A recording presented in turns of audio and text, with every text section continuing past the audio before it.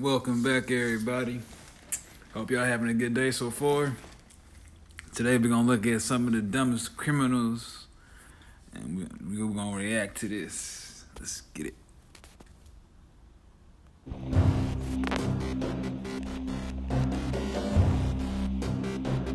An Ohio man is facing a first-degree misdemeanor charge this week after he allegedly called and reported a fake shooting to distract police after he was pulled over.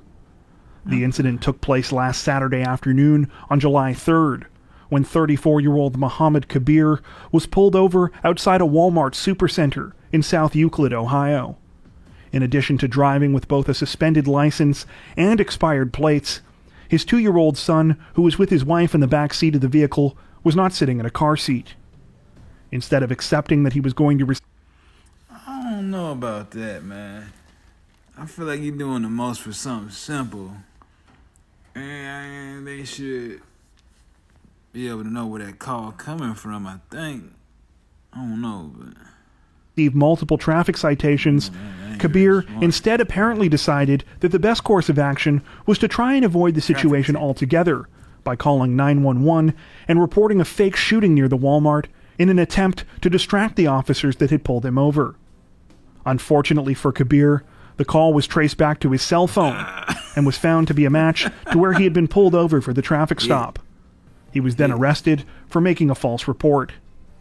In addition to Kabir's first-degree misdemeanor charge for the false report, he faces numerous charges for his traffic violations. It's a misdemeanor, homie. Authorities in Nashville, Tennessee say that a 25-year-old woman has been arrested this week following an investigation into a fire earlier this month at a fast food restaurant where she worked. The incident began on July 5th when firefighters were called to a Taco Bell location on Nolensville Pike. A fire had started inside the restaurant and employees called 911, telling authorities that they had accidentally locked themselves out. Firefighters were able to force entry into the building and extinguish the blaze, but by that time it was estimated that more than $30,000 in damage had been done to the restaurant. Wow. A subsequent investigation requested by Taco Bell management soon uncovered the surprising cause of the fire. It turned out that it had started when employees began playing with fireworks inside. Surveillance footage taken from the restaurant showed the employees first locking the doors to the building's dining room so that no customers could get in before running around with fireworks in their hands. Some of them then went into the men's washroom. Yo, why don't you just step out back and light them off? That don't even make sense, man. For a period of time before coming out and placing more fireworks in a trash bin by the dining room door. The employees then reportedly left the restaurant to film the trash can from outside. When it started to smoke, they tried to get back inside, but soon realized that they had forgotten about the locked doors and were now stuck outside. The shift leader present at the time of the incident, Courtney Mays, was arrested and charged on July 12th with felony aggravated arson. Authorities say that more arrests and charges may follow in the coming days. Mays remains in the Davidson County Jail on $5,000 bond. Wow.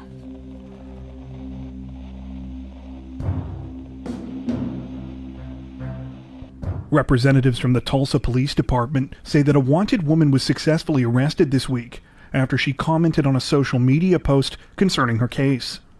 The story began on Wednesday, July 14th, when the police department released a weekly most wanted post on their Facebook page about a woman named Lorraine Graves. Graves had been charged with accessory to murder in the shooting death of her relative Eric Graves, which took place at the St. Thomas Square Apartments back in March. The two men accused of actually carrying out the shooting, Jaden and Gabriel Hobson, were already in custody, but Graves was nowhere to be found. Police alleged that Graves helped dispose of the murder weapon in the case by driving one of the suspects to another apartment complex, where it was handed off to another person. After seeing the Facebook post asking for information concerning her whereabouts, Graves apparently found herself too tempted not to get involved, and left a comment underneath the post, seemingly joking about whether or not there was any reward money. She used her personal profile to leave the comment, and it appears that she was unaware that this would allow authorities to track her. She was arrested by officers from the Tulsa Police Department the following afternoon. Her bond is currently set at $500,000. Lorraine, what are you doing?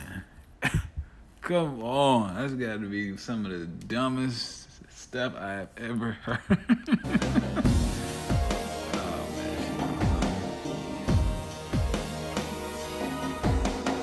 Authorities in Ventura County, California say that a 44-year-old man is in custody this week after he allegedly fired shots at a firefighting helicopter. The incident began just after 9 p.m. on Wednesday night when the helicopter was conducting training exercises near Lake Casitas, roughly 80 miles northwest of Los Angeles. That's when crew members aboard the vehicle reportedly noticed a man named Joshua Chimarusti firing at them with a handgun from the ground below. Thanks to the quick actions of the helicopter's pilot, neither the crew members nor the vehicle were struck by bullets during the shooting. Wow. They were able to follow Chimarusti as he allegedly drove away in his car before stopping to fire more shots and taking off on foot. Authorities were able to track down Chimarusti after an hours-long search involving police dogs and another helicopter. He was taken into custody early on Thursday morning on suspicion of attempted murder, as well as numerous firearms-related offenses. He's done. At the time of this recording, police have not indicated what prompted the bizarre and dangerous attack. Do you miss that thrill of a slot machine? But COVID's got you in the quarantine. Well, listen to me, I got the thing you need. It's an app that's free.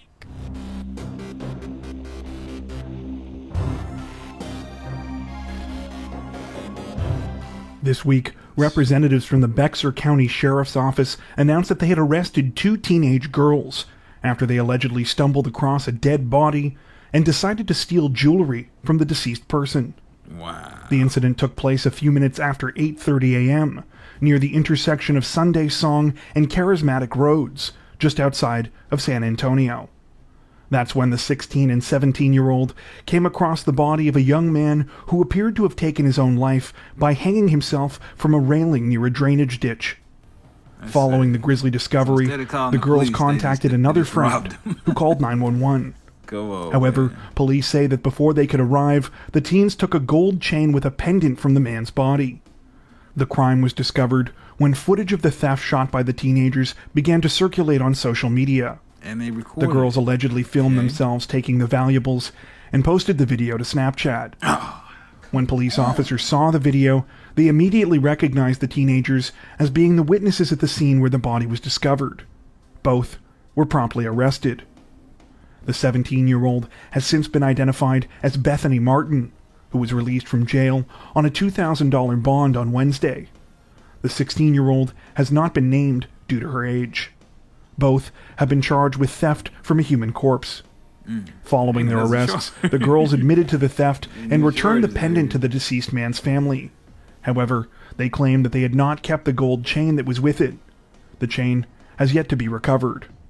According to one of Martin's friends, she told her that she took the jewelry because it, quote, matched her fashion style.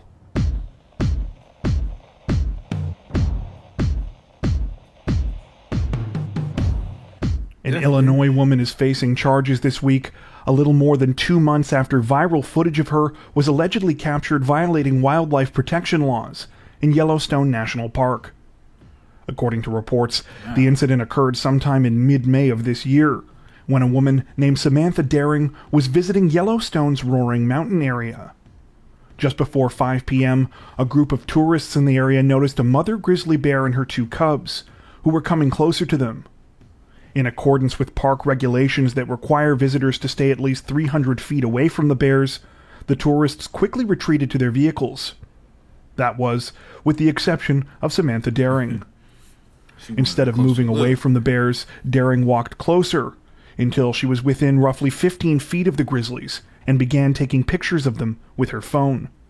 The tense interaction was filmed by witnesses who captured the moment when the mother grizzly bear bluff charged her before retreating. It was only after that Daring finally walked away. The footage was shared on social media and quickly went viral, where it caught the attention of Yellowstone Park rangers. Within days of the clip circulating online, the officials posted an appeal to the Yellowstone Facebook page, asking for help identifying the woman in the video. Daring, who had been following the page until that point, promptly unfollowed, but it wasn't enough to stop her from being found. Someone who had seen her name tagged in the video reached out to the park rangers, after which a warrant was obtained to search Daring's Facebook page. Images that she had taken of the grizzlies were soon uncovered. Daring has now been charged with feeding, touching, teasing, frightening, or intentionally disturbing wildlife, as well as violating closure limits. She is due to appear in court on August 26th. That's a felony or misdemeanor. Ooh. Police in Kenosha, Wisconsin say that an unidentified 19-year-old woman is facing charges this week after she accidentally shot her friend while playing with the laser sight on a handgun. The incident began on the afternoon of August 10th when the 19-year-old was visiting an apartment in the city with a 21-year-old friend who brought the weapon. At some point, the 19-year-old, who had been drinking, picked up the handgun, turned on the laser sight, and began to point it at the floor to get a cat that lived in the apartment to chase it. A short time later, the gun went off, striking the 21-year-old man who was standing in the doorway in the thigh. The man left the scene and went into another apartment where police... If you playing with the cat, with the laser, what does the cat jump on the man's leg? Or did you... Was that planned? I don't know. That's kind of weird to me. were called. When they arrived, a tourniquet was applied to the man's leg to stop the bleeding. The 19-year-old woman has since been charged with negligent use of a weapon. She claimed that the whole thing was an accident and that she thought that the magazine had been taken out of the gun at the time that she was handling it. At the time of this recording, the 21-year-old man's condition is not known. However, authorities have said he will also be facing charges. What? He was out on bond at the time of the incident, one of the conditions of which prohibited him from having a weapon. Oh, no. That's crazy. So, he got popped and he got shot. I feel bad for him, man. But this is Martinez TV, man. Check back in on the next one. Y'all have a good one. Be safe.